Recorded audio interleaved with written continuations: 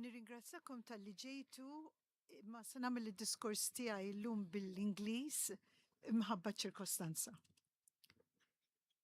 Friends, fellow citizens, friends of freedom, we are gathered here tonight not because we hate America, but because we love what America once meant. We are here because something precious is in danger, something larger than any single government, any single election, any single political leader. We are here because the idea of America, the idea that power must answer to law, that the strong must protect the weak, that freedom is not a privilege but a right, is being wounded in plain sight. And the whole world is watching. Today, in the United States, people are being rounded up, detained, and deported with a level of cruelty that would once have been unthinkable in a liberal democracy. People are dying in custody. Families are being torn apart. Children are being treated not as children, but as problems to be managed, not as human beings, but as statistics. Tonight, we remember Renee Good and Alex Pretty, two names that should never have become symbols, two lives lost in circumstances that demand answers, accountability, and truth. They are not collateral damage. They are not footnotes. They are reminders that when the rule of law is weakened, real people pay the price. And what makes this moment so dangerous is not only what is being done, but what is being normalized. Cruelty is being presented as policy. Law is being replaced by force. Human dignity is being treated as an inconvenience. And when this happens in the most powerful democracy on earth, it does not stay there, because the United States does not just exercise power, it sets standards. For better or for worse, the world looks to America and asks, what is permitted now? What is acceptable now? What can we get away with now? And today, authoritarian governments everywhere are watching closely. They are learning lessons. They are taking notes. They are seeing how far they can go. They are discovering that if America can detain children, if America can disregard courts, if America can redefine cruelty as security, then so can they, and without fearing consequences from anyone. This is how standards collapse. This is how the rule of law erodes. This is how tyranny becomes ordinary. Europe has seen this happen before. We know where it leads when institutions are hollowed out, when minorities are scapegoated, when fear becomes a governing strategy, when power is no longer restrained by principle. We know that authoritarianism does not arrive all at once. It arrives one exception at a time, one emergency at a time, one special case at a time, until suddenly the system no longer protects anyone at all. This is why we are here. Not to shout at a building, not to insult a nation, but to raise a moral alarm, to say, this matters, this affects all of us.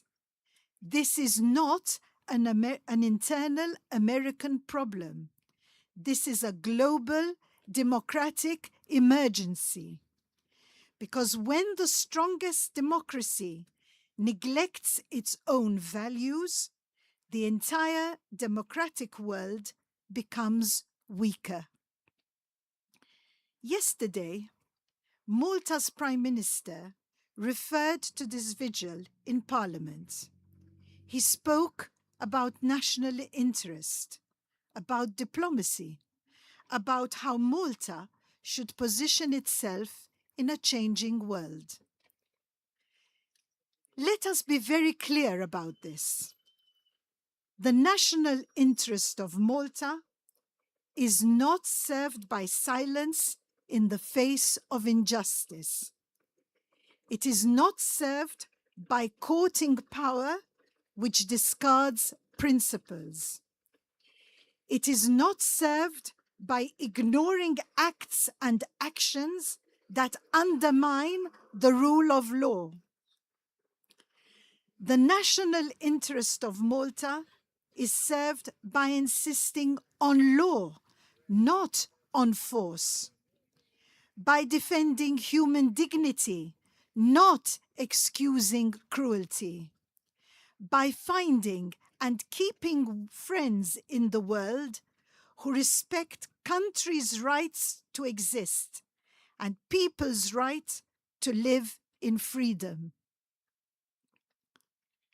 History teaches us that small countries survive not by flattering the powerful, but by standing with the just. That is how you build alliances that last. That is how you build credibility. That is how you protect your future. And yet, crucially, we are not here without hope. We are not here in despair. We are not here to bury the American ideal. We are here to defend it. Because America is not just a government.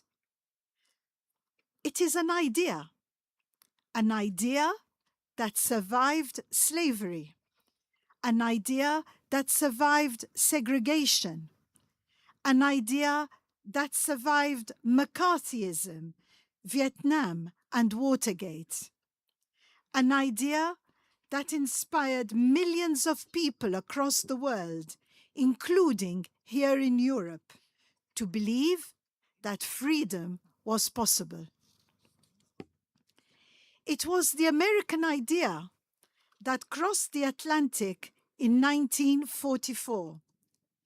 It was the American idea that helped defeat fascism. It was the American idea that rebuilt Europe. Not the idea of walls, but the idea of rights. Not the idea of exclusion, but the idea of dignity. And that idea does not belong to any president. It does not belong to any party. It does not belong to any administration. It belongs to the people who protest, to the people who defend migrants in court, to the journalists who tell the truth, to the lawyers who defend constitutional rights, to the communities that refuse to accept cruelty as normal.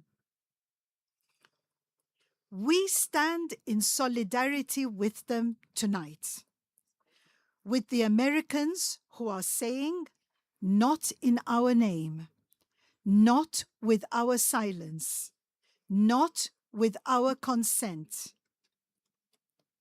We believe that borders do not erase humanity, that citizenship does not determine dignity, that children do not become less human when they cross a line on a map. We stand for the American dream, not the caricature of it, but the real dream. The dream of people who leave everything behind to seek freedom. The dream of families who risk everything for dignity. The dream of a society where law protects the weak from the strong. That dream is not dead. It is under attack, but it is not dead. And history tells us something very important. Democracies are not saved by governments. They are saved by citizens. They are saved by people who refuse to be comfortable with injustice, by people who refuse to adapt to cruelty, by people who insist that the law means something. That is why we are here, to say that even from a small island in the Mediterranean, we see what is happening. We understand what is at stake, and we refuse to look away. Because silence is how authoritarianism wins. Indifference is how rights disappear. And obedience is how democracies die. We are here to say, not this time, not in our generation, not without resistance, not without witnesses. We are here to say that freedom is not negotiable. Human dignity is not optional. And the rule of law is not a luxury. It is the foundation of civilization. And so tonight, outside this embassy, we send a message not of hatred, but of hope. A message to Americans: you are not alone. A message to tyrants everywhere: we are watching. And a message to history itself: we remember, we resist, and we will not surrender the future without a fight. Because long after this moment passes, long after this administration is gone, long after these policies are forgotten, the American idea of freedom will still exist. And so will the people willing to defend it. Here, in America, in Europe, everywhere where human beings still believe they deserve dignity. Thank you.